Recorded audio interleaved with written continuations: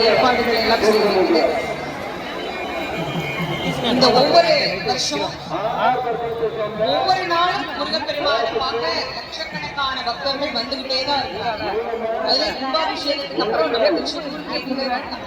அவ்வளோ பக்தர்கள் எத்தனை முறை முருகனை பார்த்தாலும் நமக்கு என்ன பண்ண மாட்டேங்கிறாங்க.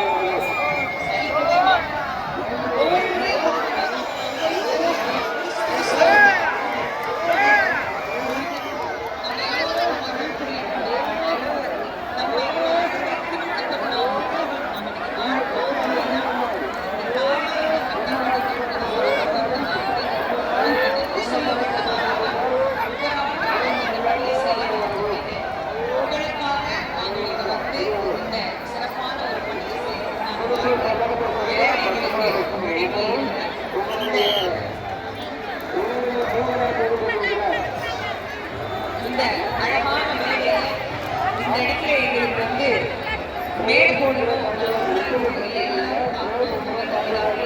சிறப்பாக மேடை எங்களுக்கு நல்ல ஒலிவலி. நாங்கள் என்ன சொன்னமோ கருணைக்கடலை கந்தா கோட்டையிலிருந்து எனக்கு அபிஷேக மண்டபம் வரைக்கும் கேட்கணும், சந்தோஷ மண்டபம் வரைக்கும் கேட்கணும்னு சொன்ன உடனே நல்ல அழகான ஒலிவலியை அமைப்பு